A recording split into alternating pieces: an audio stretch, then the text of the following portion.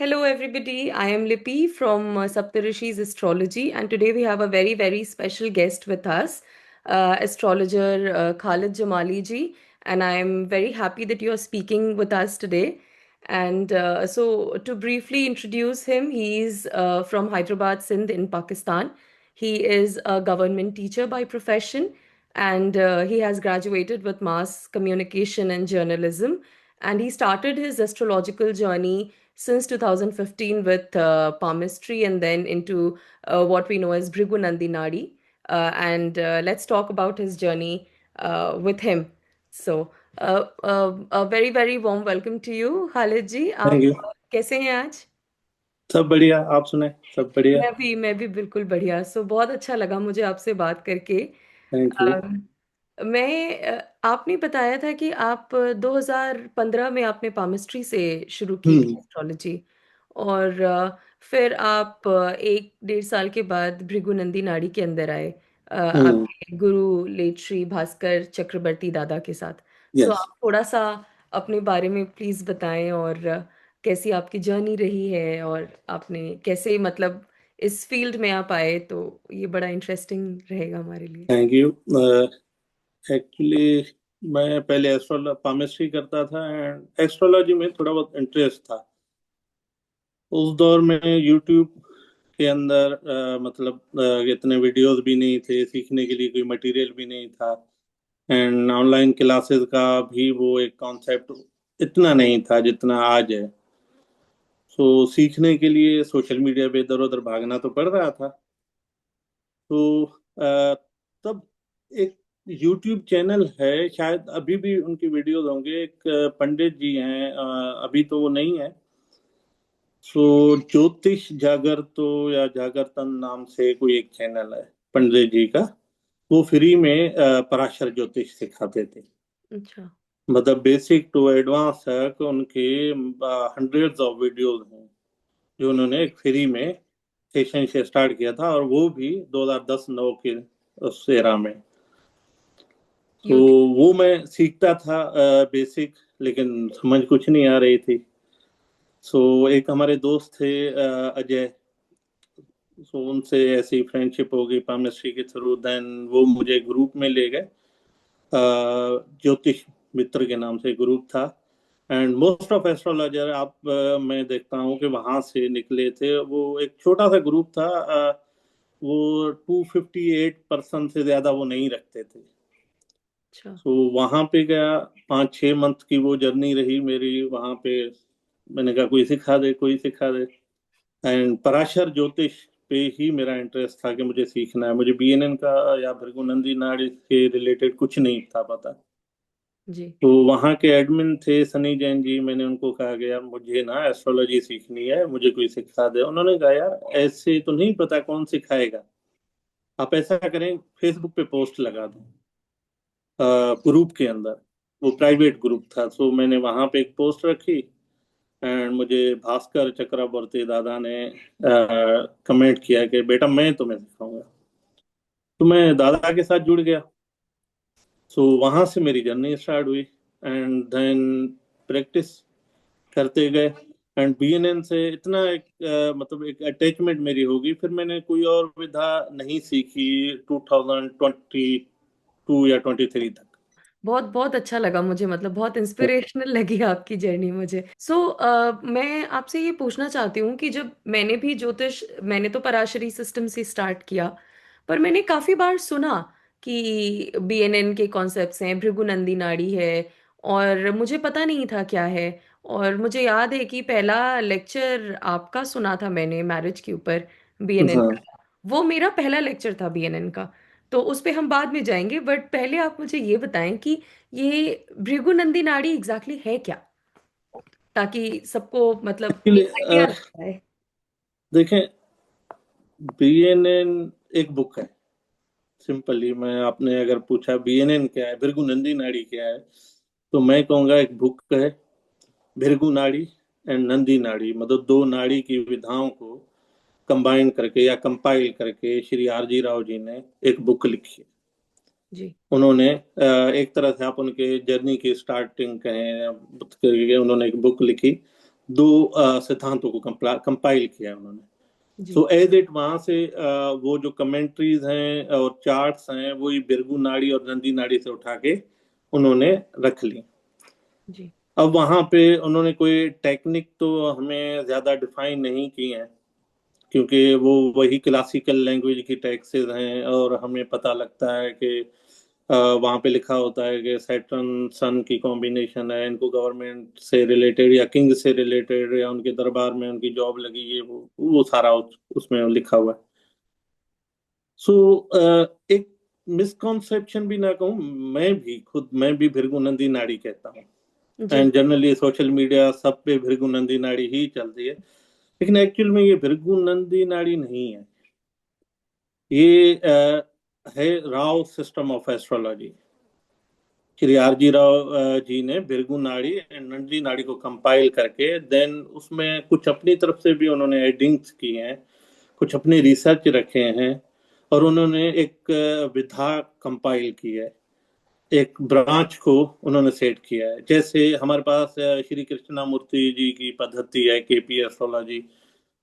सो उन्होंने वही पराशर थे ना, जी। पराशर ज्योतिष के वही प्लेनेट नक्षत्र हम्म। एस्ट्रोलॉट वो सारे कुछ लेके उन्होंने एक ब्रांच सेट कर दी ना उनकी अपनी रिसर्च के बेस पे। हम्म। सो ऐसे ही उन्होंने नंदी नाड़ी और भृगु नाड़ी के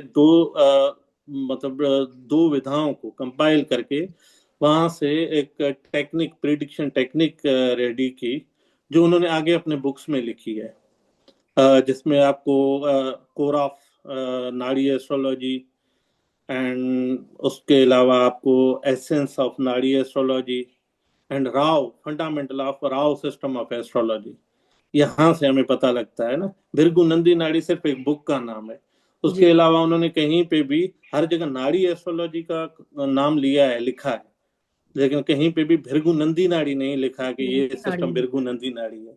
उन्होंने इसको राव सिस्टम ऑफ एस्ट्रोलॉजी को नाम दिया। एंड उसके उनके बाद उनके एक बेस्ट टीचर स्टूडेंट कहें या उनका जो उनके साथ जो जिन्होंने काम किया है, लेट श्री सत्यनारायण नायक जी, उनके भी आप बुक्स पे की तरफ जाएं तो वहां पे भी उन्होंने मोस्ट ऑफ केसेस में उन्होंने जहां भी लिखा है राव सिस्टम ऑफ एस्ट्रोलॉजी लिखा है, भृगु नंदी नाड़ी नहीं लिखा। नहीं लिखी तो है। ये एक मिसकॉन्सेप्शन है, लेकिन जी। आज तो नाम बन गया है, हम सभी उसी नाम से भृगु नंदी नाड़ी एस्ट्रोलॉजी कहते हैं। ये एक्चुअली में भृगु नंदी नाड़ी एस्ट्रोलॉजी नहीं है, वो जस्ट बुक का नाम है। अच्छा, बच्चों की वो नाम पढ़ चुका है तो हम यूज कर रहे हैं, हाँ, हम उसी नाम यूज से कर रहे हैं, हम फेमस हो सभी कर चुका रहे हैं, सभी कर रहे है। हैं। जी। बिल्कुल बिल्कुल। तो ये भृगु नंदी नाड़ी, जैसे मैं पराशरी से मैंने स्टार्ट किया, तो मैं ये हम्म। समझना चाहती हूँ पराशरी से में और भृगु नंदी नाड़ी में डिफरेंस क्या है एग्जैक्टली?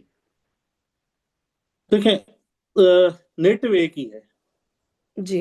बिल्कुल। जस्ट हाँ। सपोज के नेटिव आपके पास आ गया, उनकी कुंडली आई, उनकी शादी 29 एज में होनी है, वो पराशर ज्योतिष भी आपको 29 बताएगा, क्योंकि हम्म। वो तो मदर ऑफ ज्योतिष सिस्टम है। जी, बिल्कुल। जो जैसे हम वैदिक कहें या पराशर ज्योतिष या हिंदू एस्ट्रोलॉजी जो भी कहें, हम्म। तो जैमिनी ज्योतिष भी आपको वही बताएगा कि 29 हम्म। एज में। बिल्कुल। सो सिर्फ देखने का एक नजरिया चेंज है, सारे मेथड अपने हिसाब से बहुत बढ़िया है, हम्म। लेकिन डिफरेंस ये है कि जैसे मैंने कहा ना आपको कि ज्योतिष के अंदर कुछ चीजें कॉमन है, चाहे आप वेस्टर्न ज्योतिष में आए, पराशर जैमिनी किसी में भी, जिसमें आपको सात प्लेनेट और राहु केतु हम्म। कॉमन चीज है। बिल्कुल। एंड उसके अलावा आपको 12 साइन मिलेंगे, 12 साइन भी मिलेंगे, राशियां। एंड 5 एलिमेंट हम वैदिक ज्योतिष में वहाँ कहते हैं, लेकिन जनरली ऑकल्ट साइंस के अंदर 4 एलिमेंट का concept, not just occult science, Ayurveda है आपकी, हम्म। आपके हम जैसे आयुर्वेद भी कहते हैं, एंड अंक शास्त्र जो न्यूमरोलॉजी हो गई, जी। एंड फेंग शुई के अंदर, चाहे हाँ। मतलब आप चाइना के एस्ट्रोलॉजी में चले जाएं, आप कबाला जो ज्यूज एस्ट्रोलॉजी होती है या उनका जो सिस्टम होता है कबाला में चले जाएं, आप वेस्टर्न एस्ट्रोलॉजी में चले जाएं, वहां पे आपको ये सारे कॉन्सेप्ट मिलेंगे। ठीक है। सो ये चीजें पराशर ज्योतिष बीएनएन सब में एक ही है। अच्छा। यहाँ पे डिफरेंस जस्ट एक चीज का है कि पराशर ज्योतिष के अंदर हम लगन को लेते हैं, हम्म। लगन को एक पॉइंट बना के जहाँ से हम प्रिडिक्ट करते हैं। जी। बीएनएन के अंदर हम लगन का कॉन्सेप्ट नहीं लेते। बीएनएन के अंदर मेल चार्ट के लिए हम हाँ। जुपिटर को कंसीडर करते हैं, फीमेल चार्ट के लिए वीनस को कंसीडर करते हैं। जी। और पराशर ज्योतिष में जो सेवंथ एस्पेक्ट को छोड़कर बाकी के एस्पेक्ट, मंगल के 4 और 8 हो गए, शनि के 3 10। और 10 हो गए, सो उनको हम नहीं लेते। यहाँ पे हम जस्ट सेवंथ एस्पेक्ट को लेते हैं and 11th and third aspect को लेते हैं। उसके अलावा 212 कॉन्सेप्ट है। हम्म। 212 कॉन्सेप्ट के 12th हाउस में जो बैठा प्लेनेट है वो किस तरह से इफेक्ट करता है, या सेकंड हाउस में बैठा प्लेनेट वो कैसे इफेक्ट देगा हमें। जी। सो एंड ट्राइन, और ट्राइन। ट्राइन ये बीएनएन का एक्चुअल में जैसे हम भृगुनंदी नाड़ी कहते हैं, या हम मैं ये नहीं कहूंगा कि ये इनोवेशन जो है ट्राइनल प्लेनेट की वो आरजी राव जी की है, क्योंकि ये आपको एस्पेक्ट वैदिक ज्योतिष के अंदर भी मिलेंगे। हम्म। हम्म। ठीक है ना। आप पराशर ज्योतिष में चली जाएं, आपको पराशर ज्योतिष में जो पार्शियल एस्पेक्ट आज पार्षद नहीं एस्पेक्ट। माने जाते, हाँ, आज बस नहीं माने वो जाते, किए वहां पे हुए। जी। ट्राइनल एस्पेक्ट है 159 का। जी। एंड पराशर ज्योतिष के अंदर आपको थर्ड एंड टेंथ एस्पेक्ट भी 17 मिलता है। एस्पेक्ट्स हैं जी। ठीक है। फोर्थ और पराशर एट। ज्योतिष में फोर्थ और एट्थ एस्पेक्ट भी मिलते हैं सब प्लेनेट के, सब प्लैनेट्स। जिसमें मार्स और शनि का कॉन्सेप्ट थोड़ा चेंज है, जी। लेकिन बाकी सब प्लेनेट का वो पार्शियल एस्पेक्ट रहता है। बिल्कुल। सो ये चीजें ऑलरेडी मौजूद थी। जी। तो किसी ने उसको कंसीडर किया, किसी ने नहीं किया, यहाँ आरजी राव जी ने उनको थोड़ा रिफाइन करके यहाँ पे रखा है। जी। जैसा कि आपने बताया कि आपने 212 एस्पेक्ट्स की बात करी, 311 की बात करी, तो हम्म। आप कल भी बता रहे थे जब हमारी बात हो रही थी कि वो हम्म। 212 का आप क्या फंडा, आप एक बार फिर से बताएंगे? वो पास्ट कर्मा से रिलेट किया था आपने, तो वो। देखें हाँ सॉरी, जी। देखें 212 जो कॉन्सेप्ट है वो एक्चुअल में बीएनएन के अंदर कहा जाता है कि 212 एस्पेक्ट है, लेकिन ये एस्पेक्ट नहीं है। हम्म। प्लेनेटरी एक प्रोग्रेस है। एक नेटिव का जन्म होता है, उनका सन लिब्रा में बैठा है। जी। सो वो सन लिब्रा से पहले भी किसी राशि में होगा, नेटिव के जन्म से पहले। हम्म। ठीक है ना। हाँ जी, बिल्कुल। तो नेटिव का जन्म तो लिब्रा सन की राशि में तो हुआ है, लेकिन उससे पहले उनके फादर भी थे। जी। सन को as a significator of father भी हम पराशर ज्योतिष के अंदर भी लेते हैं, सन फादर का कारक भी है। जी। एंड वैदिक अपना सॉरी बीएनएन के अंदर तो हम सन से ही फादर कोई प्रिडिक्शन करते हैं ना।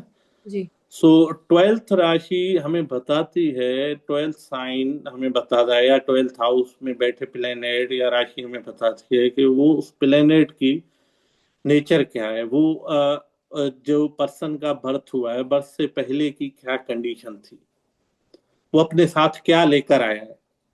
जैसे जैसे मान लें कि जैसा आपने बताया कि सन लीब्रा में है, हम्म। तो और उससे पहले वर्गो है।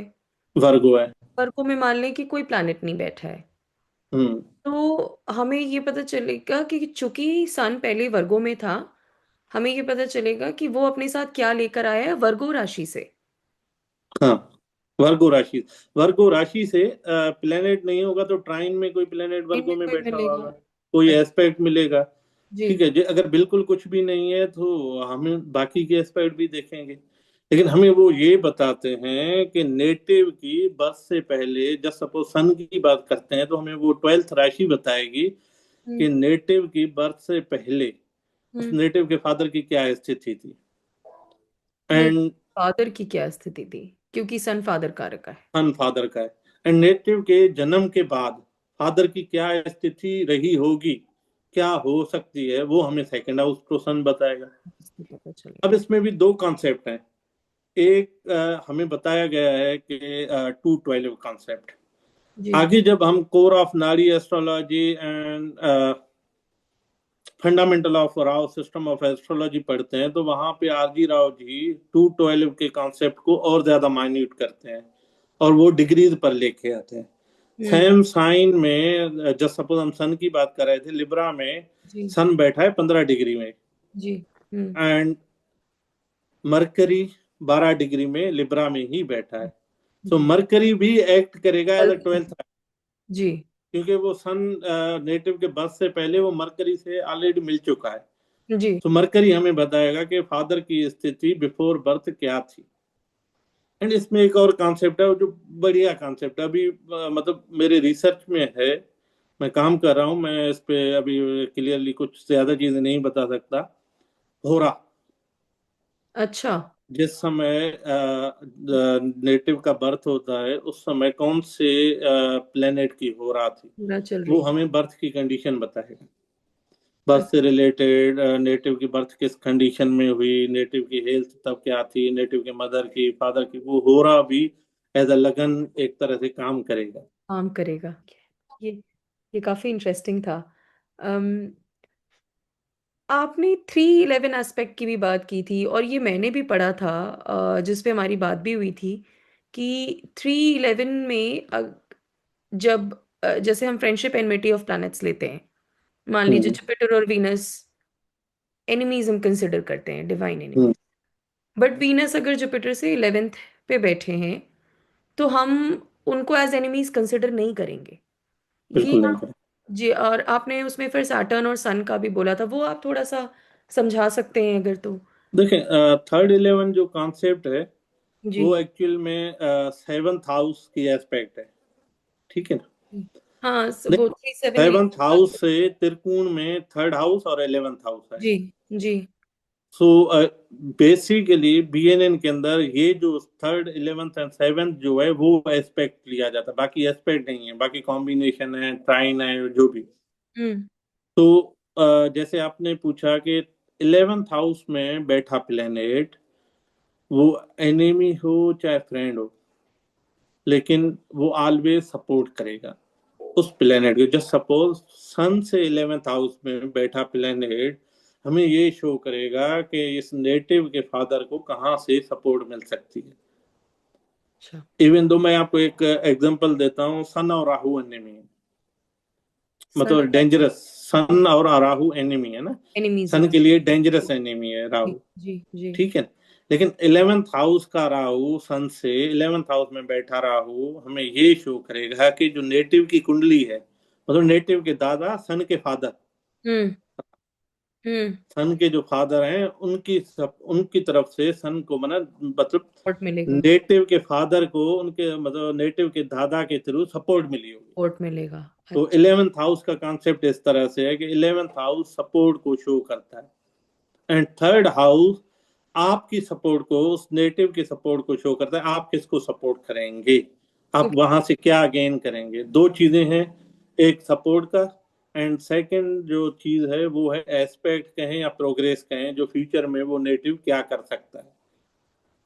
अच्छा। तो इसको सपोर्ट एंड प्रोग्रेस दोनों ले सकते हैं।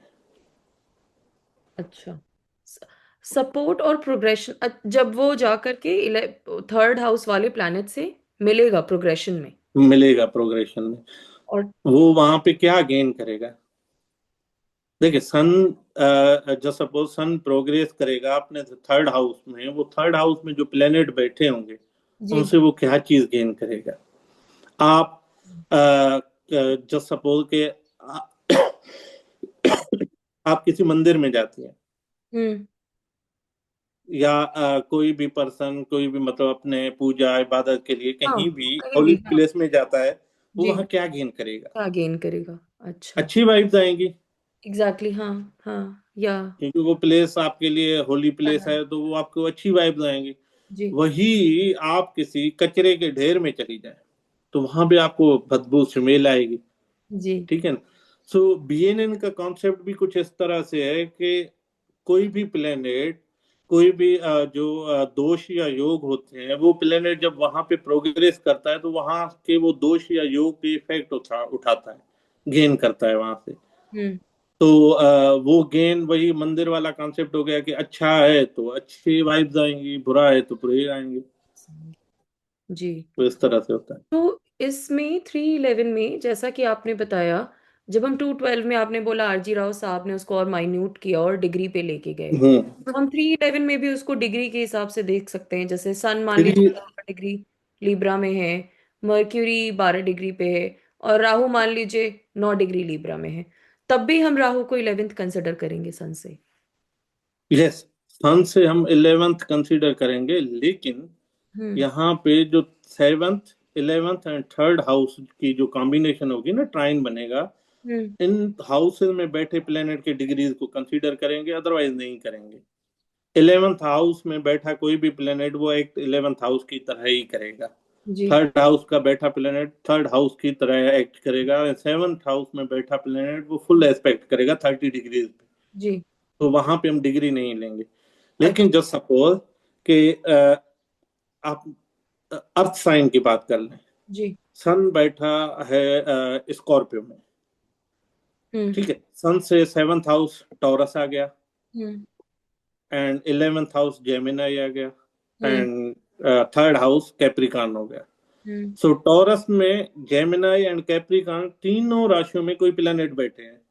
हम्म। तो सन को वो क्या इफेक्ट करेंगे, सन के ऊपर जो इफेक्ट आने हैं वो इफेक्ट हम देखेंगे। उनकी डिग्री तब हमें देखनी चाहिए कि पहले सन किससे जाके मिलेगा। जो किससे? लेस डिग्री का प्लेनेट होगा पहले सन जाके उनसे मिलेगा, जी।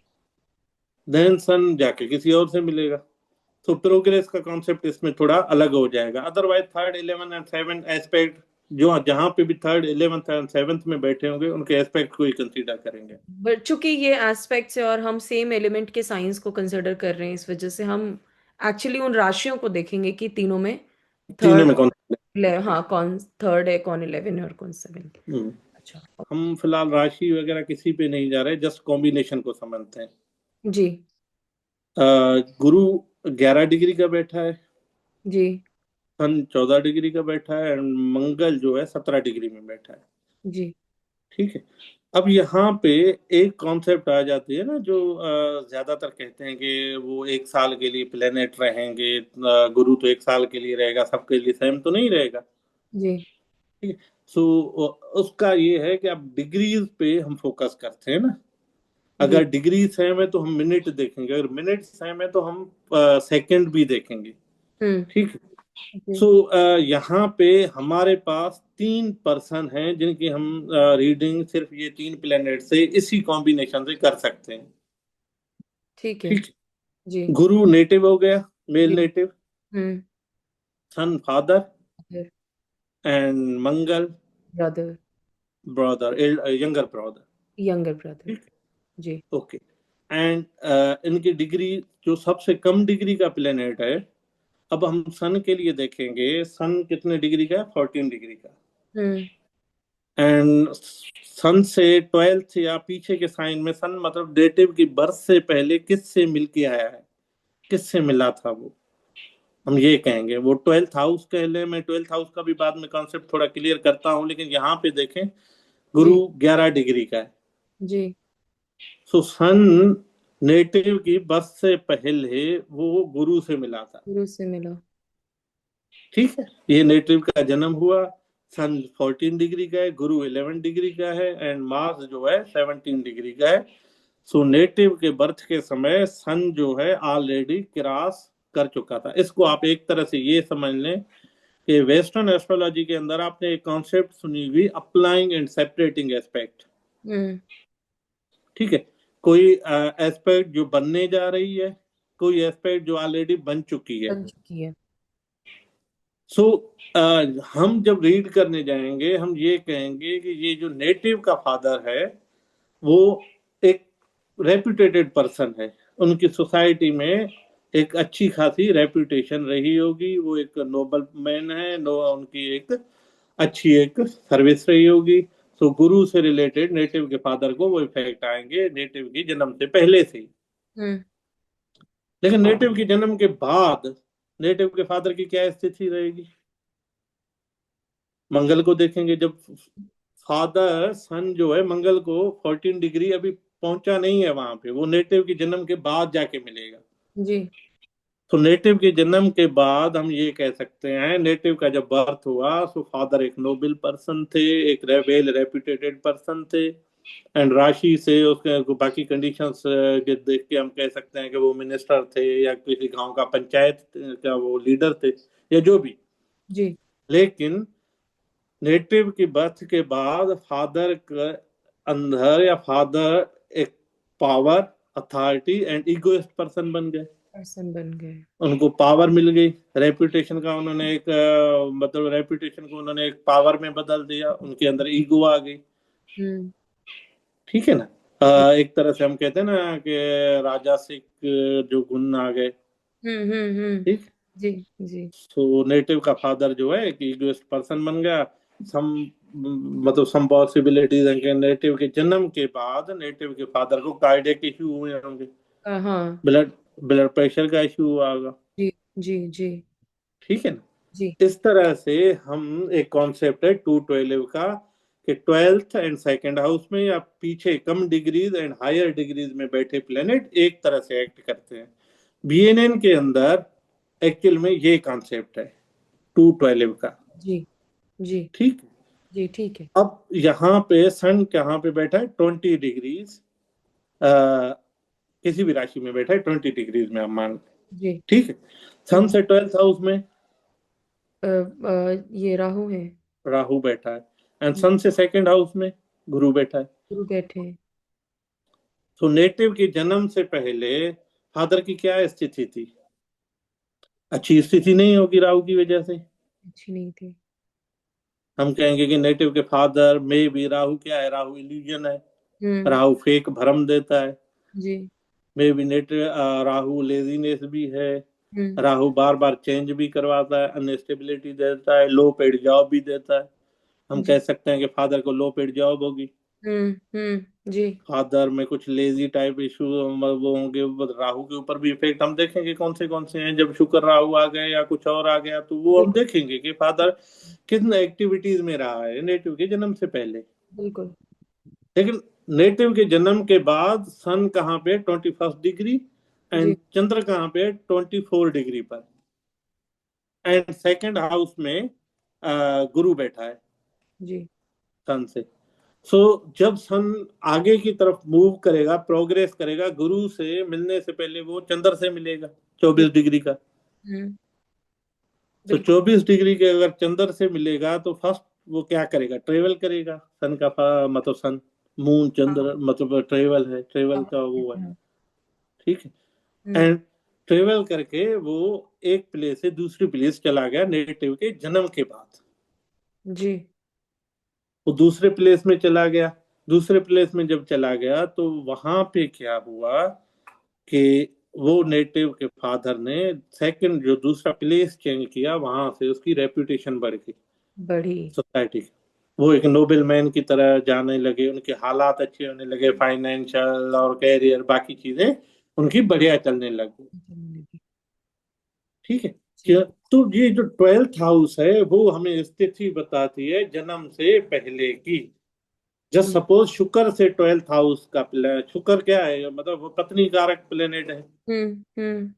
शुक्र से 12th हाउस में बैठा प्लेनेट हमें नेटिव के जन्म से पहले से नहीं पर शादी से पहले की स्थिति बताएगा। जी। क्योंकि शुक्र की एक्टिवेशन मतलब शादी की एक्टिवेशन या पत्नी तभी आएगी जब शादी होगी। जब सो शादी।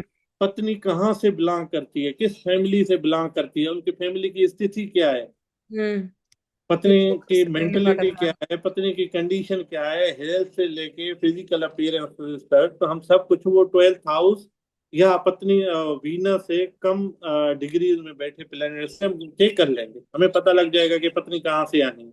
जी। जी। ठीक है। सेकेंड थिंग थोड़ा समझाना ज्यादा हो गया तो मैं क्लियर कर लूं। जी। यहाँ पे आप देखिए 3 प्लेनेट का कॉम्बिनेशन है। हम्म। हम सन को ऑलरेडी रीड कर चुके हैं, फादर नेटिव के जन्म से पहले फादर की क्या स्थिति थी, नेटिव के जन्म के बाद फादर की क्या स्थिति थी। हम्म। अब वहीं पे हम नेटिव की बात करते हैं। जी। जब नेटिव की हम रीडिंग करेंगे तो हमारी रीडिंग टोटली ये कॉम्बिनेशन सेम है, रीडिंग चेंज हो जाएगी। हम्म। हम गुरु को रीड थोड़ा करेंगे, से देखेंगे। गुरु को देखेंगे नेटिव के लिए। अब हम्म। गुरु से नेक्स्ट राशि में कौन, सन बैठा है। सन है। सन से नेक्स्ट राशि में मंगल मंगल। बैठा है। तो गुरु नेटिव अपने बर्थ के बाद, जन्म के बाद जो है किसके इफेक्ट गेन करेगा अपने लाइफ में, वो क्या करेगा, वो सन और मंगल दोनों की एनर्जी को गेन करेगा, जी। उनके कारकेतव को गेन करेगा, जी। उनके सिग्निफिकेटर को अपने ऊपर वो गेन करेगा। लेकिन हम्म अपने बर्थ के बाद उन्हें मेहनत करनी पड़ेगी, लाइफ में भी संघर्ष करना पड़े, लेकिन बर्थ के समय तक उनके पास कुछ नहीं था। तो हम्म हम 12th का प्लेनेट देखेंगे तो हमें आइडिया होगा कि बर्थ के समय उनके पास कुछ नहीं होगा, बर्थ से पहले। हम्म लेकिन बर्थ के बाद जो नेटिव है वो क्या करेगा, कैसी लाइफ गुजारेगा। गुरु हम्म आगे बढ़ेगा, सन पावर अथॉरिटी, हम्म मंगल और सन जब एक साथ मिल जाते हैं तो वो एक बड़े पद पे लेके जाते हैं, बड़ी सीट पे लेके जाते हैं। वो नेटिव एक ऐसी पोस्ट पे, एक ऐसी जगह जाएगा या पॉलिटिक्स में जा सकता है जहाँ पे वो पावर और अथॉरिटी गेन करेगा। हम्म ठीक है, वो सोसाइटी में भी हो सकता है, वो नेशनल लेवल पे भी हो सकता है, वो अपने गांव अपने शहर के लेवल पे भी हो लेवल पे सकता हो है। सकता है, बट उस पे हम वही। देश काल पत्र को भी देखते हैं, प्लस में हम सन की राशि, मंगल की राशि या गुरु जिस राशि में बैठे हैं वो भी देखेंगे। जी। लेकिन जनरली हम कहेंगे कि ये नेटिव जो कुछ रिस्पेक्ट पावर अथॉरिटी गेन करेगा वो अपनी मेहनत पे करेगा। हम्म लेकिन जब हम मंगल की रीडिंग करेंगे, नेटिव के छोटे भाई को देखने जाएंगे, हम्म तो छोटा भाई 17 डिग्री पे बैठा है, हम्म एंड 12th डिग्री पे, 14th पे सन बैठा है, एंड 11 पे गुरु बैठा है। तो जी छोटा भाई से पीछे सन एंड गुरु, जी। Respect reputation power and authority. Hmm तो छोटे भाई का जब जन्म होगा तो ऑलरेडी उनके पास रिस्पेक्ट पावर अथॉरिटी वो छोटा भाई के लाइफ में पहले से होंगी, जन्म से पहले पहले से। से ही। वो जी। ये चीजें अपने साथ लेकर आएगा, मे भी भाई की वजह से लेकर आए, मे भी फादर की वजह से लेकर आए। हम्म तो हम कह सकते हैं कि छोटा भाई को संघर्ष करने की जरूरत नहीं है। उनकी बर्थ जो है, बर्थ होते ही वो एक नोबेल मैन, एक पॉपुलर पर्सनैलिटी, पावर अथॉरिटी, अब बच्चे को तो नहीं होगी लेकिन उनका एक नाम होगा, उनकी फैमिली का नाम उनसे जुड़ा हुआ होगा। जुड़ा हुआ होगा।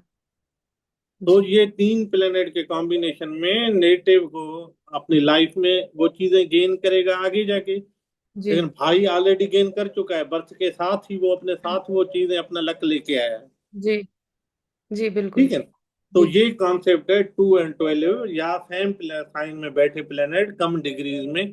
अब बीएनएन में ये लिखा हुआ है, सन, सन से next house and 12th house का लिखा हुआ है। जी ठीक है ना, बीएनएन में डिग्रीज का कॉन्सेप्ट नहीं है, एक साइन में बैठे डिग्रीज करेंगे। जब आरजी राव जी ने आगे इस चीज को एक्सप्लेन किया है अपने core of Nadi astrology book में and fundamental of Rao system of astrology या नाड़ी एस्ट्रोलॉजी में, जी। वहां पे उन्होंने इस चीज को भी 212 के कॉन्सेप्ट से जोड़ दिया है जोड़ दिया कि अगर है। 212 से के अलावा भी, अगर इसमें एक और भी चीज मैं आपको दिखाता हूँ।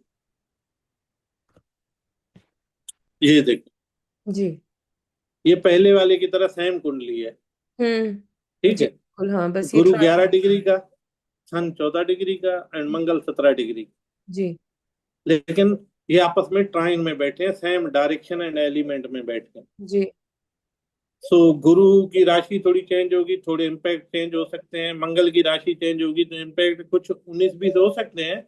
जी। लेकिन बात वही होगी, गुरु को रीड करेंगे, गुरु आगे जाके सन से मिलेगा, देन मंगल से मिलेगा, क्योंकि गुरु की डिग्री 11 है, अपने से आगे की डिग्री। आप एक तरह से गुरु को प्रोग्रेस करवाएंगे तो वो पहले मंगल से मिलेगा। हाँ, मैं ठीक है, वही सोच रही थी। हाँ, वो पहले मंगल से मिलेगा। लेकिन नेटल चार्ट की हम प्रोमाइज देखेंगे ना, तब हम्म हम ट्राइन के अंदर बैठे प्लेनेट को कंजक्शन मानते हैं। सेम डायरेक्शन या एलिमेंट में बैठे प्लेनेट वो कंजक्ट होते हैं। भृगु नाड़ी ठीक के है, अंदर। भृगु नंदी नाड़ी के अंदर।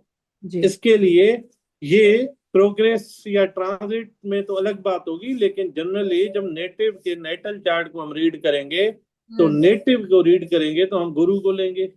गुरु से ट्राइन में आगे की डिग्री में कौन बैठा है, आगे की डिग्री, हाउसेस नहीं, अच्छा, तो हाँ, ट्राइन। मैं ये भी आपसे पूछना चाह रही थी। मैंने ये भी पढ़ा था कि हमें सारी प्लैनेट्स को डिग्रिकली अरेंज कर लेना है इररिस्पेक्टिव ऑफ हाउसेस, और हम यस, उस बेसिस पे भी प्रिडिक्शन कर सकते हैं।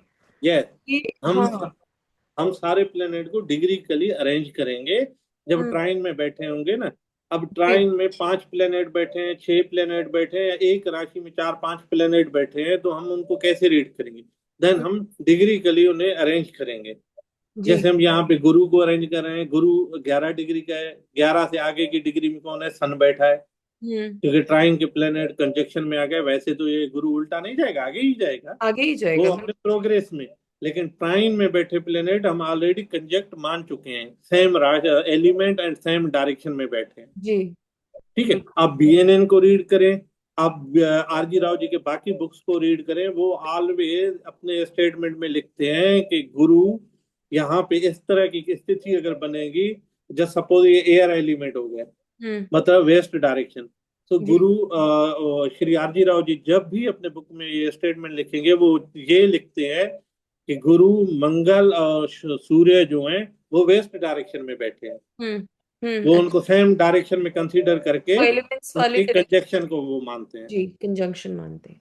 तो ठीक है, ये कंजक्शन हो गया, जिसमें से गुरु, गुरु से आगे सन, सन के बाद मार्स आ जाएगा। मार्स आ तो जाए। मार्स की हम रीडिंग करेंगे तो हमारे पास रीडिंग अलग हो जाएगी, हम्म। सन के लिए रीडिंग करेंगे तो अलग हो जाएगी, एंड बिल्कुल। जब गुरु को पढ़ने की करेंगे तो हमारे पास अलग हो जाएगी। ये बुक पेज नंबर 15 है, fundamental of Rao system of Nadi astrology. जी। तो यहाँ पे इन Nadi system, sign, degrees, minute and seconds of planet position are extremely important for prediction. Hmm. ठीक है ना। जी। 12th भावास are divided amongst the ninth planet. हम 9 प्लेनेट में 12 घरों को डिवाइड किया है। जी। जैसे कैरियर, कर्म, कर्म कारक हमारे लिए शनि हो गया। धन भाव, धन, हम्म। लाभ, वो हम हाँ। शुक्र से देखेंगे, 11th और सेकंड हाउस सेकेंड शुक्र हाउस। से, एंड जी। 7th हाउस पार्टनर शुक्र से देखेंगे। हम्म। ठीक है ना। तो जी। हम इस तरह से प्लेनेट के सिग्निफिकेटर कारकेता को लेके ठीक हम है। प्रिडिक्ट करते हैं। जी। एंड यहाँ पे सेकंड कॉन्सेप्ट है फंडामेंटल ऑफ नाड़ी एस्ट्रोलॉजी का, कि हमें इसको रीड कैसे करना है। इन Nadi system of astrology, to arrive at the prediction part, it is necessary to below. It is necessary to know the hmm. characteristic of the respective planets, जी। the directional aspect. Directional aspect कौन से मैंने आपको बताया, sign. 159 one तिरकोण। Five nine हम्म। ठीक है, the causative of respective planets, the ji. sign in which the respective planet are posited. तो यहाँ पे साइन का कॉन्सेप्ट ऑलरेडी लिखा हुआ है। ये तो आपने बताया है कि सिंस जो डायरेक्शनल एस्पेक्ट्स हैं जो 159 में बैठे होंगे तो उनको हम चूंकि कंजंक्शंस की तरह कंसिडर करेंगे, तो हम पहले डिग्री देखेंगे कि कौन पहले है कौन बाद में है और उस हिसाब से प्रोग्रेस कराएंगे। लेकिन एक मैंने ये भी सुना था, पता नहीं ये सही है या नहीं, कि साइन चाहे जो भी हो, 12 घरों में जो प्लैनेट्स बैठे हैं उन सबको डिग्री वाइज अरेंज करके हम देखते हैं। तो ये 12 घरों में डिग्री वाइज अरेंज नहीं, ऐसा कॉन्सेप्ट तो मैंने नहीं पढ़ा। नहीं है। बीएनए के जो भी राव साहब की बुक्स है उनमें ऐसा कोई कॉन्सेप्ट नहीं। देखिए, एक चीज है कि ये लिखा हुआ है कि वो क्या करते हैं कि हम जहाँ पे ना डिग्री लेते हैं, आप बीएनएन बुक जब पढ़ेंगी हम्म। तो आदि राव जी सिर्फ प्रोग्रेस या ट्रांजिट करते हैं प्लेनेट को। हम्म। ठीक है, जी। किसी प्लेनेट से 4 घर खाली हैं, हम्म। तो वो 5वें घर के प्लेनेट वो कहते हैं कि 50 या 48 एज के बाद वो नेटिव को वैसे फल मिलेंगे। हम्म। ठीक है। हम्म। सो या छठे घर में जाके प्लेनेट, वो इस तरह से वो प्लेनेट को सिर्फ वो उन्होंने अपने बुक में भी लिखा है, और ये साइंटिफिक अप्रोच भी है हम्म। कि प्लेनेट अपने सीक्वेंस में चलते रहते हैं, जी। जी। वो जी। वहीं पे से आपके सामने घूमते ही रहते हैं। जी रहते हैं बिल्कुल। ठीक है ना। तो हम्म। वो उन्हीं प्लेनेट को आपके नेटल प्लेनेट के ऊपर मूव करवाते हैं। तो जी। वो प्लेनेट आगे जब फर्दर आगे जाएंगे तो वो कैसे कैसे इफेक्ट गेन कर सकते हैं। जी। तो इसमें आपने जैसे प्रोग्रेशन और ट्रांजिट की बात करी कि काफी बार प्रोग्रेशन आता है नाड़ी भृगुनंदी नाड़ी सिस्टम के अंदर। एक बहुत मेजर कंफ्यूजन है लोगों में कि इसमें प्रोग्रेशन क्या है और ट्रांजिट क्या है, तो आप थोड़ा ये क्लियर कर देंगे हमारे लिए, तो आगे जा करके कॉन्सेप्ट्स को समझना थोड़ा इजी हो जाएगा। देखिए, प्रोग्रेशन कहीं ज्यादा लिखा हुआ तो नहीं है, लेकिन जी। अपने प्रैक्टिस में मैंने एक चीज को जो ज्यादा देखा है, प्रोग्रेशन एंड ट्रांजिट में मोस्टली अंतर जो रहता है वो 1 साल का रहता है। मतलब एक साइन का, सॉरी, एक ठीक। साइन का रहता है मोस्टली। कभी कभार वो एक ही साइन में दो, प्रोग्रेस का प्लेनेट गुरु जिस साइन में है, गोचर का प्लेनेट गुरु भी उसी साइन में होता है, लेकिन मोस्ट ऑफ केसेस में एक साइन का अंतर रहता हाँ, वो तो चूंकि हम प्रोग्रेस भी एक साल में करा रहे हैं गुरु को, और ट्रांजिट भी है। गुरु का ठीक। एक साल हाँ में। हाँ, ठीक है। सो प्रोग्रेस का जो प्लेनेट होता है वो राशि, या जैसे हमने अभी योग पढ़े हैं सन मंगल एंड गुरु का, ओके। वो उस राशि या योग के इफेक्ट गेन करता है अपने ऊपर, वो लेता है। ठीक है। सो प्रोग्रेशन। प्रोग्रेस, प्रोग्रेशन में, एंड अच्छा। गोचर का प्लेनेट जो है उन योग के ऊपर अपने इफेक्ट देता है। अच्छा। जस्ट सपोज किसी नेटिव की कुंडली में, किसी नेटिव की हेल्थ कंडीशन खराब है, हम्म। ठीक है, राहु एंड मंगल एक साथ बैठे हैं, जी। ठीक है। गुरु जब राहु मंगल के ऊपर या उनके त्रिकोण में जब प्रोग्रेस करेगा, हम्म। 12 साल, एक साल एक राशि के अकॉर्डिंग, हम्म। तो जब मंगल और राहु की वो एनर्जी गेन करेगा अपने ऊपर, हम्म। ठीक है, उनको कार्डियक इशू हो सकता है, उनकी इंजरी हो सकती है, एक्सीडेंट हो सकता है, उनको इंजरी हो सकती है, हम्म। ठीक है, हेल्थ वाइज हम कह रहे हैं, हाँ ठीक हाँ है। हाँ। क्योंकि वो उस जो मंगल और राहु की जो एनर्जी है वो अपने ऊपर गेन कर रहा है, जी। ठीक है। लेकिन जब किसी में ईगो मैटर चल रहा है, किसी को हेल्थ इश्यू चल रहे हैं, तब जब गुरु ट्रांजिट करेगा ये मंगल और राहु की राशि के ऊपर, वो उन इफेक्ट के ऊपर, गुरु क्या है, गुरु एक नेचुरल बेनिफिक प्लेनेट है। जी। जी। तो उनसे रिलेटेड होने वाली जो प्रॉब्लम होंगी लाइफ में, वो इनको खत्म करेगा। गुरु वहां पे एक टीचर, एक गुरु या एल्डर पर्सन के तौर पे आके, या एक डॉक्टर के तौर पे आके वहां पे वो इफेक्ट जो है नेगेटिव इफेक्ट पे अपने बेनिफिक इन्फ्लुएंसेस डालेगा। अच्छा। ठीक। तो सो बेसिकली। एक जी। एक चीज ऐड कर लेता हूँ। जी। आप प्रोग्रेस को एक तरह से ऐसा समझें, प्रोग्रेस एक नेटिव जिस जो जन्म लेता है, मैं पर्सनली बीएनएन जब करता हूँ, मैं प्लेनेट के नाम याद नहीं रखता, मैं हम्म। गुरु को देखता हूँ, मैं नेटिव को, मेरा माइंड में वो नेटिव आ जाता है, हम्म। एंड वो नेटिव चलता है अपनी लाइफ में, प्रोग्रेस करता है, हम्म। ठीक है। 12 साल एक राशि या एक साल एक राशि वाला जो कॉन्सेप्ट है, तो पहली राशि में जब 12 साल रहता है, उस राशि के से रिलेटेड जो प्लेनेट है या त्रिकोण में जो प्लेनेट है, उनकी वो एनर्जी गेन करता है, जी। ठीक है। एंड जब 12 साल के बाद नेटिव 13th एज में जब आता है, तो वो अपने से सेकंड गुरु के, नेटल गुरु से सेकंड राशि में चला जाएगा। मतलब वो नेटिव जो है वो अब मैच्योर हो चुका है, या उसने जो एनर्जी गेन की है वो जी। अब अगली त्रिकोण में जाके उनकी एनर्जी गेन करेगा अपनी लाइफ में। हम भी अपनी लाइफ में प्रोग्रेस करते हैं, पहले मतलब प्राइमरी एजुकेशन से लेके फिर यूनिवर्सिटी तक चले जाते हैं, हम्म। देन कैरियर में चले जाते हैं। सो स्लोली स्लोली गुरु भी अपने लाइफ में वो प्रोग्रेस करता जाएगा, और वो चीजें जो जो उनके आगे, जो उनके आगे के हाउसेस में, त्रिकोण में जो प्लेनेट बैठे हैं, वो उनकी एनर्जी गेन करेगा प्रोग्रेस। जी। लेकिन ट्रांजिट में ऐसा नहीं है। तो ट्रांस। आप एक तरह से नेटिव प्रोग्रेस को, एक तरह से आप समझ लें कि नेटिव को आप घुमा रहे हैं कुंडली के अंदर, वो नेटिव वॉक कर रहा है कुंडली के ऊपर, हाँ। वो चल रहा है एक हाउस से दूसरे हाउस, वहां की चीजें गेन कर रहा है। वो वही कॉन्सेप्ट मंदिर और कचरे या शराब के अड्डे पे जाने वाली बात जी। होगी। जी। सो वो जिस भी राशि में प्रोग्रेस करेंगे, वहां से ट्राइन में जो प्लैनेट्स बैठे हैं, उनकी एनर्जी को गेन करके एक योग फॉर्म करेंगे। सो एक बेसिक योग फॉर्म में, वो योग तो ऑलरेडी लगन कुंडली में बना हुआ है, बना हुआ है। मतलब नेटल चार्ट में, वो जी। उस योग की एनर्जी को गेन करेंगे अपने ऊपर। अब अच्छा। गुरु और शनि है तो वो कैरियर में अपने ऊपर वो गेन करेगा। जी। जी। जी। देखें, शनि की प्रोग्रेशन, मतलब शनि या गुरु की प्रोग्रेशन का एक और एग्जांपल देता हूँ। अ, शनि कर्म कारक है। जी। हम कहते हैं शनि कार्मेश कर्मेश है, वो जज है, उनकी हम्म। कोई डिजायर नहीं होती, आप काम करो आपको फल मिलेगा, जी। जैसा भी करें।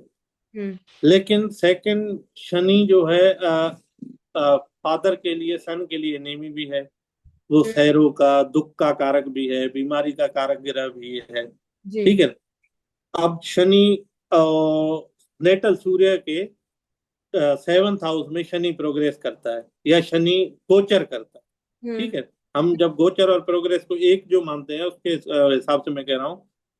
अब सन से 12th हाउस में और 7th हाउस में जब शनि सन को इफेक्ट करेगा तो वो क्या करेगा, मतलब हम कैसे कैलकुलेट करेंगे कि वो नेट प्रमोशन लेगा या अपने फादर की हेल्थ खराब होगी। हम्म। हम्म। हाँ। तो सेवंथ एस्पेक्ट वो सन के ऊपर जब एस्पेक्ट देगा तो फादर है की हेल्थ खराब होगी जब गोचर में ना। गोचर में। लेकिन जब हम गोचर और प्रोग्रेस दोनों के एक मान लें, एक ही तरह की उनकी स्थिति मान लें, अब या तो हम कहें कि नया जो भी पूरे वर्ल्ड में जिनकी भी प्रमोशन होती है तो उनके फादर भी बीमार होते हैं, हाँ। ऐसा तो हो नहीं सकता। पता नहीं हो सकता। तो वो जो प्रोग्रेस का शनि होगा वो सूर्य की एनर्जी गेन करके वो प्रोमोट करेगा नेटिव को, प्रमोट करेगा। उनको कैरियर में उनके कर्मा में उनको एक मतलब रिस्पेक्ट रेपुटेशन पावर अथॉरिटी देगा। जी। लेकिन जब शनि ट्रांजिट करेगा गोचर। तो अपने मेलेफिक इन्फ्लुएंस से सन के ऊपर देगा, फादर की हेल्थ खराब होगी, नेटिव का स्टमक खराब होगा, आई साइड का इशू होगा। जी जी जी जी जी जी, मेलेफिक बहुत तो है बहुत ना अच्छे से शनि बाय समझाया। नेचर। ओके सो हम 212 की कॉन्सेप्ट पे भी थर्ड 11 पे बात करते हैं। मैं आपको यहाँ पे ना इंटरेस्टिंग केस बताता हूँ। हम्म। कोई नेटिव की मदर आती है आपके पास कि मेरा बच्चा या बेटा जो है वो पढ़ नहीं रहा। हम्म। ठीक है ना। जी अब 212 जैसे मैंने उस दिन आपको कहा था, हम जो डिस्कस कर रहे थे कि आपके पास क्या है, आप अपने साथ क्या लेकर आए हैं और क्या लेकर कि क्या करेंगे लाइफ में, एक चीज। जी। दूसरी चीज आपकी लाइफ की प्रायोरिटीज क्या है। हम्म। ठीक है ना। बिल्कुल। बीएनएन या राव सिस्टम ऑफ एस्ट्रोलॉजी अपने आप में ये कुंडली खुद भी एक तरह से आपकी रेमेडी है। ठीक है ना। हम्म। अब आप इसमें देखें, बुध मरकरी एजुकेशन कारक ग्रह हम्म। है जी। एंड 14 डिग्री का बैठा है बट रेट्रो है। Hmm. And Rahu 10 degree and जी 12th हाउस में अगेन मंगल भी बैठा है। सो मरकरी नेटिव अपने बर्थ से पहले वो मरकरी के ऊपर जो इफेक्ट आ रहे थे वो मंगल और राहु के एनर्जी को वो अपने ऊपर लेके आए। जी। ठीक है। Rahu illusion, Rahu education. Rahu confusions. ठीक है ना। जी। डबल माइंड होना, ध्यान ना लगाना, सुस्ती, लेजीनेस, ये वो। मंगल मरकरी का सबसे बड़ा एनिमी है। हम्म। तो मंगल सबसे बड़ा एनिमी होने के लिए मंगल ब्रेक एजुकेशन में भी दे सकता है। जी लेकिन वो ग्रेजुएशन लेवल तक जाए या कहाँ पे मतलब मैट्रिक कर लिया, इंटरमीडिएट कर लिया, सेकेंडरी एजुकेशन के बाद आप ग्रेजुएशन देन पीएचडी, वो आगे की बात है ये। लेकिन हमारे पास अभी एक मदर आई है जो उसका बेटा है 6 साल का। हम्म। अभी अभी वो 1-2 साल में स्कूल उन्होंने ज्वाइन किया है। हम्म। बेटा पढ़ नहीं रहा। जी हाँ, वो जो जनरल एजुकेशन है वो कैसे हम कर सकते हैं। सो आप देखें यहाँ पे बुध जो है रेट्रो है 14 डिग्री का। जी जी। ठीक है ना। तो, हम्म। बुध से सेकेंड हाउस में जुपिटर। गुरु बैठा है। जी एक बढ़िया प्लेनेट, हम कहेंगे कि एजुकेशन के लिए, हायर स्टडीज के लिए, पीएचडी के लिए, सबके लिए बढ़िया है। जी। ठीक है। लेकिन बुध जो है अपने ऊपर एक तो एनर्जी राहु मंगल की ले आया है, लेकिन बच्चे की इंक्लाइनेशन, बच्चे के प्रायोरिटीज किस साइड है। मरकरी रेट्रो प्लेनेट राहु की तरफ वापस जा रहा है, इस जा वो रहा बुध की तरफ नहीं बढ़ रहा। है। हम्म। अब बच्चा क्या कर रहा है, बच्चा गेम खेल रहा है, हम्म। मोबाइल पे वीडियो देख रहा है। हाँ। तो जो आजकल होता है ना, जी जी माएँ जो बिल्कुल। होती हैं कि बच्चा डिस्टर्ब करता है, मोबाइल दे दिया। फाइल दे दो, हाँ जी। हाँ। ठीक है ना। जी गेम जी। खेल रहा है, बच्चे का मन नहीं लग रहा। अब हाँ। बच्चे को आप गुरु की तरफ ले जाएं, हम्म। बच्चे के थोड़ी मतलब वो बच्चे के एक क्या काउंसलिंग करें कि हम्म। वो उनको पहले तो राहु की एनर्जी से उनकी जान छुड़ाएं। हम्म। बच्चा जिद करता है, जिद्दी है क्योंकि मंगल भी है। ठीक है ना। बिल्कुल तो बिल्कुल। हमारे पास एक तरह से कोई मतलब रेमेडी एक तरह से हमारे सामने पड़ी हुई है कुंडली के अंदर जी। कि बच्चे के राहु के चीजों से जान छुड़ाएंगे तो बच्चे के जो इंक्लाइनेशन है वो एजुकेशन की तरफ बढ़ेगा। एजुकेशन की तरफ बढ़ेगा। अब हमने मोबाइल दे रखा है, हमने गेमिंग पे लगा रखा है, हाँ। हमने कार्टून्स पे लगा रखा है। जी। ठीक है। वो तो। और या छोटी, वो खिलौने होते हैं, हमने गन लेके दिया, खिलौने गन, हाँ। ठीक है, जी। मंगल राहु। मंगल राहु, हाँ। सो बच्चे में एक मेंटली वो सीख रहा है, अहंकार उसके अंदर आ रहा है ना। जी जी जी जी, बिल्कुल बिल्कुल। ठीक है। सो यहाँ पे बच्चे की काउंसलिंग की जरूरत है। बच्चा कहाँ पे, मतलब उनकी प्रायोरिटीज। बिल्कुल, तो हाँ। मैं इनको कहता हूँ प्रायोरिटीज नेटिव की, किसी भी तरह से वो नेटिव खुद हमें कुंडली ही यहाँ पे हमें खुद रेमेडीज देती है कि आपकी प्रायोरिटीज क्या है। ये सिर्फ एजुकेशन के लिए नहीं है, नेटिव के पर्सनल लाइफ के लिए, मैरिटल लाइफ के लिए, आप कर क्या रहे हैं, आप करना क्या चाहते हैं, जी। आपके साथ हो क्या रहा है, हम्म। आपकी इंक्लाइनेशन किसकी तरफ है। शुक्र से 12th हाउस में गुरु बैठा है, जी। एंड शुक्र से सेकंड सेकंड हाउस, मतलब 12th और सेकंड कह रहे हैं, फिलहाल डिग्री को छोड़ देते हैं। हम्म। सेकंड हाउस में चंद्र और राहु बैठे हैं। ठीक है। ठीक है ना। अब हम्म। चंद्र और राहु बैठे हैं, हम्म। तो नेटिव की पत्नी आपके पास आती है नेटिव की कुंडली लेके कि मेरे हस्बैंड से मेरी नहीं बनती। हम्म। अब चंद्र और राहु को आपने अपना रखा है, हम्म। आप गिलेमरे से हैं, आप थोड़ा मतलब गिलेमर की तरफ जा रहे हैं, आपको मतलब सोशल मीडिया या कोई भी आज के ना उसमें थोड़ा नाम फेम भरम या कुछ भी, राहु चंद्र अच्छी कॉम्बिनेशन नहीं है शुक्र के नहीं साथ। है। ठीक है। जी। काफी जी। चीजें मैं यहाँ पे डिस्कस नहीं कर सकता, वो आप सारी चीजें करें। और आपके 12th हाउस में गुरु बैठा है, जी। आपको शादी बचानी है, तो आप अपनी प्रायोरिटीज चेंज करें। गुरु की तरफ। आप आप जो प्रोग्रेस कर रही हैं शुक्र और चंद्र और राहु की तरफ, वो आप छोड़ के आप गुरु की तरफ प्रोग्रेस करें। पहले तो आपको चंद्र और राहु की वो जो उनसे रिलेटेड काम तो छोड़ने होंगे ना। हाँ जी जी, बिल्कुल बिल्कुल, हाँ। खुद एक रिमेडी है, आपको कुछ नहीं करना, सिर्फ अपने लाइफ स्टाइल को चेंज करना है। जी तो जी। बीएनएन अपने आप में खुद एक रिमेडी है। ये बहुत इंटरेस्टिंग है, और इससे रिलेटेड एक सवाल भी आया मेरे मन में। हम्म। जैसे आपने बोला मर्क्यूरी यहाँ पे रेट्रोग्रेड है, तो वो राहु की तरफ जा रहे हैं, जुपिटर की तरफ नहीं जा रहे हैं। तो क्या प्रोग्रेशन में भी ये कॉन्सेप्ट होता है क्या? मैं गलत हो सकती? नहीं नहीं नहीं, प्रोग्रेशन में कॉन्सेप्ट नहीं है, लेकिन एक कॉन्सेप्ट है, रेट्रो प्लेनेट अपने साइन और त्रिकोण में जो प्लेनेट को इफेक्ट करेंगे, हम्म। रेट्रो अपने से 12th हाउस में हम्म। जहां पे बैठा होगा, वहां से 12th हाउस में भी वो कंसीडर किया जाता है। हाँ, तो फिर ठीक है। वो अपने। बीएनएन का रूल है, यहाँ पे मरकरी लिब्रा साइन में जैसे हमने रखा है, हम्म। तो रेट्रो मरकरी है, तो वो विर्गो में भी कंसीडर होगा, विर्गो के मंगल के साथ भी कंसीडर होगा। जी। तो प्रोग्रेस का, जब प्रोग्रेस का जो गुरु, जस्ट सपोज मरकरी की जगह यहाँ गुरु है, तो हम्म। हम प्रोग्रेस जो स्टार्ट करेंगे, मेजर प्रोग्रेस 12 साल का, वो हम्म। हम लिब्रा से नहीं करेंगे, वो हम विर्गो से करेंगे, क्योंकि गुरु वहां पे भी है। तो यहाँ पे जैसे हमने ये पढ़ा कि जो 159 वाले प्लैनेट्स होते हैं वो एक साथ एक योग बनाते हैं। चूंकि हम्म। मर्क्यूरी रेट्रोग्रेड है और वो वापस जा रहे हैं वर्गो में, हम उनको वर्गो में भी कंसिडर करेंगे। तो क्या हम 2 और 10, मतलब टॉरस और केप्रिकॉर्न वाले में अगर कोई प्लैनेट्स हैं तो उनके साथ भी योग फॉर्म करेंगे मर्क्यूरी? यस, बिल्कुल करेंगे, क्योंकि डायरेक्शन, मैंने आपको बताया ना कि डायरेक्शन की यहाँ पे इम्पोर्टेंट है, इम्पोर्टेंट। इम्पोर्टेंस है। जी। ठीक है ना। जी। अगर ईस्ट डायरेक्शन, मतलब sorry south direction Virgo Capricorn और टॉरस बनता है, जी। तो रेट्रो प्लेनेट वहां से भी ट्राइन बनाएगा। हम्म। अब मैं आपको एक चीज बताता हूँ, जस्ट सपोज विर्गो में मंगल नहीं बैठा, हम्म। ठीक है ना, जी। मंगल बैठा है कैप्रिकॉर्न के अंदर, जी। एग्जैक्टली।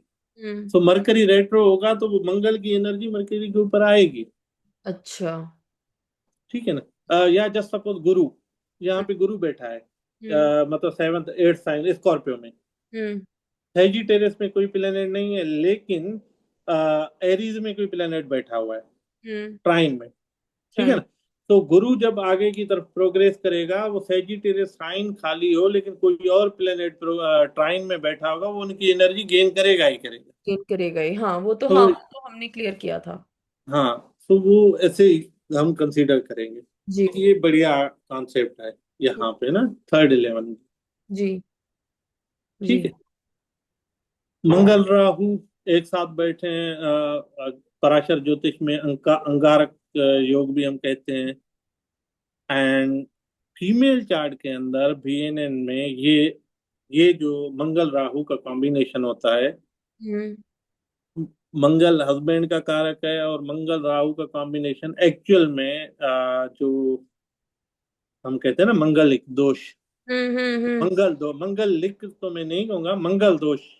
हम्म ठीक है, बीएनए भृगु नंदी नाड़ी या राव सिस्टम ऑफ एस्ट्रोलॉजी में हम्म। राहु मंगल जो है वो मंगल दोष भी क्रिएट करते हैं, ये अच्छे नहीं होते।